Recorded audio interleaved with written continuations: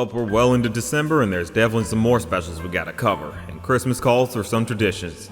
Amen. That's right. It's your boy Dub again to finalize this trilogy of you talking to PNGs of me every year. Ah yes, it's time we look at, what was it called again? 9 Dog Christmas. There's about to be some bullshit again, ain't it? Jesus, do we really gotta wrap up the trilogy on another boring special? I'm still suffering from PTSD of the Christmas pterodactyls and orange teddy bears.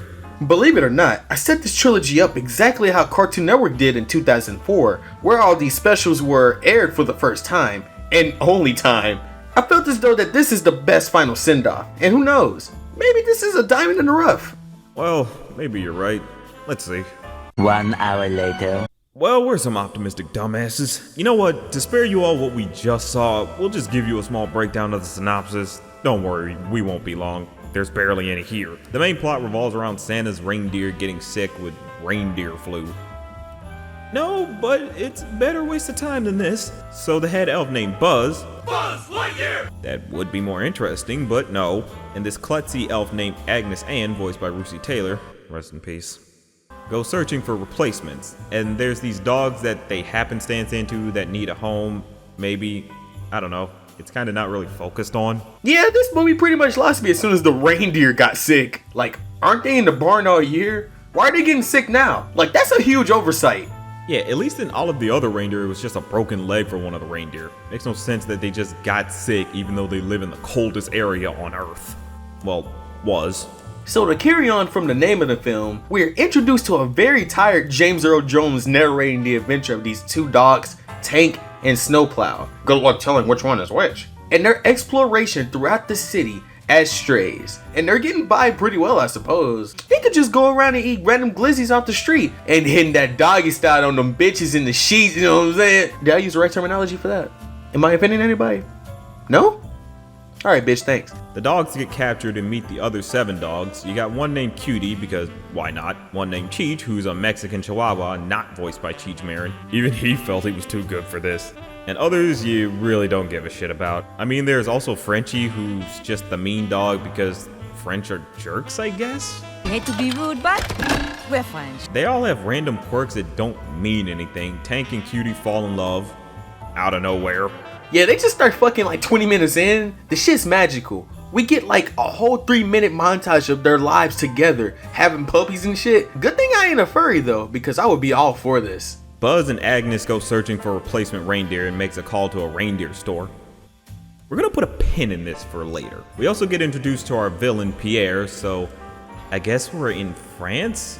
Right next to the North Pole? Alright, I can dig it. Right on. He's rounding the dogs up to do a roadside circus act. Keep in mind his dumbass didn't train any of these dogs. In fact, when he gets the new dogs, he immediately puts them into the act in hopes PETA won't be on his ass. Actually, it seems as though everyone is kind of okay with him doing this. Like, his crowds aren't very vocal about his literal animal abuse right in front of them. He is whipping this dog to go through a damn flaming hoop, and everybody's like, yeah, do a flip. You know, I bet the P.T. Barnum Circus is way better to their animals than this guy. In fact, let me see their history. A few minutes later. Oh no, it all went wrong! Yo, animal cruelty aside, let's start talking about the cruelty to my damn ears with these damn in-house music choices for this shit. Oh yeah, they were half-assing with these choices. None of them fit in, like, at all. Some of them try to add musicality with the footage, but loses that idea within a second of starting it. Though there's one that sounds like it belongs in that Ultimate Love Songs commercial. Someone like you makes it easy to fall in love this time of year. Nah, bruh, you giving this too much praise. Ain't no way it's as good as Luther Vandross, you bugging. Imagine owning the world's greatest love songs. Time Life Music presents the Ultimate Love Songs Collection. Someone like you makes forever. You know what? I stand corrected. But it's unfortunate that this is the only somewhat redeemable song in this special, because the one that made me blow my stack was this damn song called Stick-to-itive, and I'ma just play a clip of it, and you tell me if you can follow along. If you got a job and you want to get through with it, there's no sense in pouting. That's only gonna make you want to quit. Take a great deep breath. You can handle it. Okay. See, you just gotta be stick-to-it. Stick-to-it? Be stick-to-it. The lack of cohesion with the song and a random beat switch into a singing verse is beyond bizarre. Plus, the entire song is beatbox, which on paper sounds cool, but it ain't no Reggie Watts, so they fall short on that as well. So back to the story we're trying to avoid. Buzz and Agnes run into the truck filled with dogs and take them, mistaking them for reindeer because Buzz broke his glasses and can't read the sign. Can you read it, Agnes Ann? I would if I could, but I can't read. Miss, ma'am? What's that say? That says reindeer. Reindeer. Reindeer? Thank you, ma'am. Thank you. You dumb motherfucker. Keep in mind, Buzz has a spare set of glasses, but that's not the most offensive part here. Buzz and Agnes steal the truck and leaves a note even though Buzz can't read without his glasses, and Agnes is illiterate. So who the fuck wrote the note? Did they just magic up a note somehow? There's also the fact that this nigga is driving with his vision impaired. And again, we mentioned that he has a spare set of glasses, but it only came in when it was least important. Why didn't he put them shits on when it was most convenient? Like right now? Who wrote this? Who wrote this damn movie? I'm guessing the same person that wrote Tangerine Bear. It's about as consistent in being boring. To be fair, Tangerine Bear was awful because there was nothing going on. This movie has a lot going on for no other reason besides padding out the time for a featured film. They really needed them DVD sales to pay back James Earl Jones. I'm pretty sure James ain't get paid back for this, and may be a bit salty about it.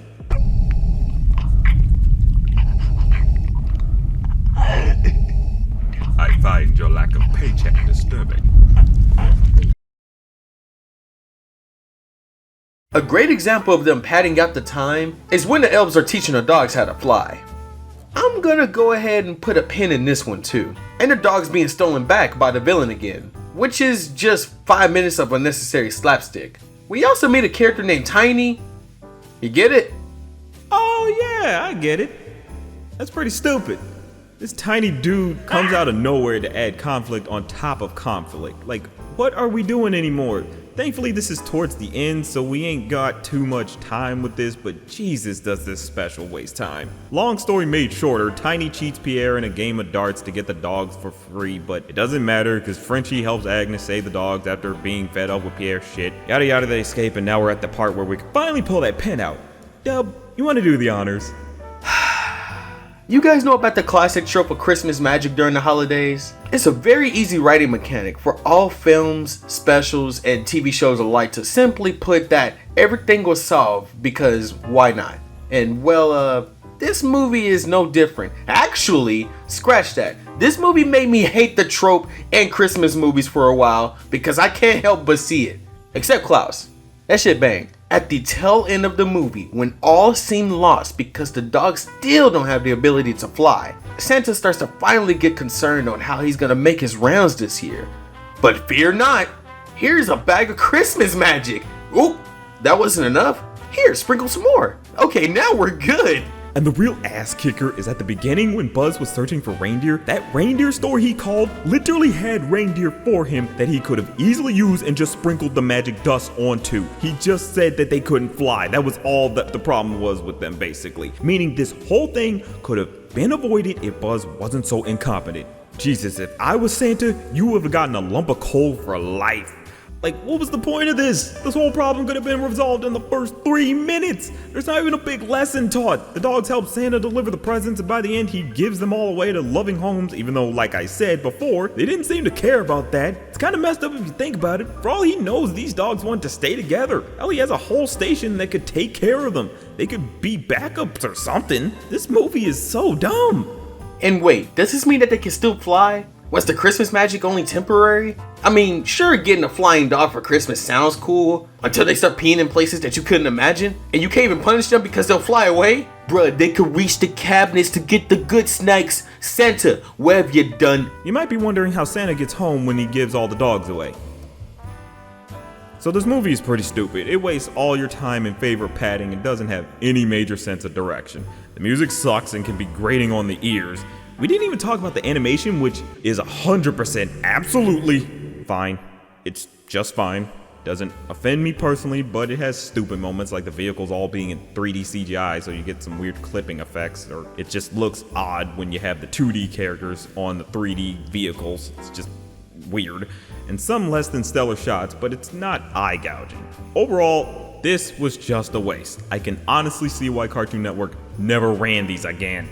If I were to rank them all, I say that Christmas Dinosaur is first, this second, and Tangerine Bear in dead last. Oh my god, I hate Tangerine Bear. But cash grab Christmas films aside, it was great to do this yearly swing with you, big bro. I'm sure I'll be around for other escapades, but this trilogy really felt like our own, you know?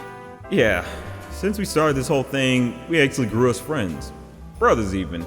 And we met a lot of great people, some of which I know you want to fight. This has just been fun looking back on these fond memories of Christmas that I've had for the longest with someone else who shares those same ones. Facts. And before we conclude today, I actually have a gift for you myself, which is conveniently related to the name of the film. Did you get a package in the mail yet? Yeah, I did. It said it was addressed to Andre Harris. Nigga. Go ahead and open it. It's a drawing by my friend Super D of me and my dog Landis, who sadly passed away this year. He was a good boy, lived a good life. Even when he lost the use of his back legs, he was the happiest dog. He kept himself in good spirits through the roughest time, and I truly miss him, and I honor him every day for just getting through this year as much as I can. Thank you so much for this, dog. He was a good boy. He was my good boy. Yeah, dude. After hearing about what happened, I knew he meant a lot to you. And I figured this should be a proper send-off for this crummy year and this crummy movie. Merry Christmas, man. I love you, bro. I love you too, bro. This may have been a terrible year filled with loss, but having you and everyone else here with me got me through it all. But that's not just a thought. That's a fact.